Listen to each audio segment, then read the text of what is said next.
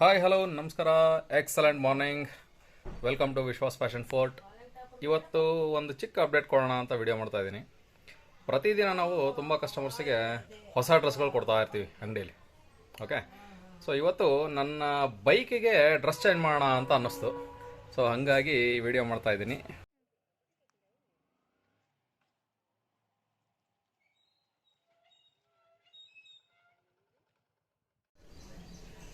Bike ತೊಗೊಂಡು 15 ವರ್ಷ complete ಆಗಿದೆ. ಹಂಗಾಗ್ಬಿಟ್ಟು ಗಾಡಿದೀಗ FC ಮಾಡಿಸ್ಬೇಕು. FC ಮಾಡಿಸ್ಬೇಕು ಅಂದರೆ ಈ ಕಲರೆಲ್ಲ ಚೇಂಜ್ ಮಾಡಬೇಕಿತ್ತು. ರೀಸನ್ ಏನು ಅಂದರೆ ನಾನು ಬೈಕ್ ತೊಗೊಂಡಿದ್ದು ರೆಡ್ ಕಲರ್, ಈಗಿರೋದು ಯೆಲ್ಲೋ ಆ್ಯಂಡ್ ಬ್ಲ್ಯಾಕ್. ಸೊ ಹಂಗಾಗಿ ಕಂಪ್ಲೀಟ್ ಸೆಟ್ ಚೇಂಜ್ ಮಾಡ್ಬೇಕೀಗ. ಸೊ ಆಲ್ರೆಡಿ ಸುಮಾರದೆಲ್ಲ ತೆಗೆದುಬಿಟ್ಟಿದ್ದೀನಿ. ಜಸ್ಟ್ ನಿಮಗೆ ತೋರಿಸೋಣ ಅಂತ ಬಿಟ್ಟು ಕೆಲವೊಂದು ಪಾರ್ಟ್ಸ್ ಹಾಗೆ ಇಟ್ಟಿದ್ದೀನಿ. ಮತ್ತೆ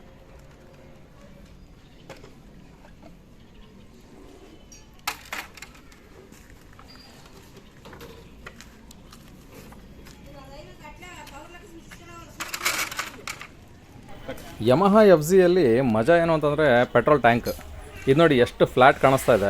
ಬಟ್ ಆ್ಯಕ್ಚುಲಿ ನೀವು ಬೈಕ್ ನೋಡಿದ್ರೆ ಅಂತಂದರೆ ತುಂಬ ಡೂಮ್ ಇರುತ್ತೆ ಟ್ಯಾಂಕ್. ಬಟ್ ಇಲ್ಲಿ ನೋಡಿದರೆ ಸಖತ್ ಫ್ಲ್ಯಾಟ್ ಇದೆ. ಸೊ ಮೇಲ್ಗಡೆ ಇದೆಲ್ಲ ಬರೀ ಕವರಿಂಗ್ ಅಷ್ಟೇ ಅದರದ್ದು. ಬಟ್ ನೋಡೋದಕ್ಕೂ ತುಂಬ ಚೆನ್ನಾಗಿ ಕಾಣಿದೆ FZ16. ಆಮೇಲೆ ಬೈಕಿಂದು ರೈಡಿಂಗ್ ಕಂಫರ್ಟ್ ಇದೆಯಲ್ಲ, ಅಮೇಝಿಂಗ್ ಅದು. ನೀವು 100-200 ಕಿಲೋಮೀಟರ್ಸ್ ಹೋದರೂ ಸಹ ಬ್ಯಾಕ್ ಪೇನ್ ಬರೋದಿಲ್ಲ ಈ ವೆಹಿಕಲಲ್ಲಿ, ಅಷ್ಟು ಚೆನ್ನಾಗಿದೆ. ಸೊ 15 ಇಯರ್ಸಿಂದ ನಾನಂತೂ ನನ್ನ ಬೈಕಿನ ರೈಡ್ ಸಖತ್ ಎಂಜಾಯ್ ಮಾಡಿದ್ದೀನಿ. ಸೊ ಹಾಗಾಗಿ ಈಗ FC ಮಾಡಿಸೋದಕ್ಕೋಸ್ಕರ ಇದ್ರದ್ದು ಟ್ರೂ ಕಲರ್ ಏನಿತ್ತು ಹಳೆ ಕಲರ್ ಅದನ್ನು ತರೋದಕ್ಕೆ ಅಂತ ಬಿಟ್ಟು ಇದ್ರದ್ದು ಕಂಪ್ಲೀಟ್ ಪ್ಯಾಕೇಜೆಲ್ಲ ಕಂಪ್ಲೀಟ್ ಚೇಂಜ್ ಮಾಡ್ತಾಯಿದ್ದೀನಿ ಇದ್ರದ್ದು.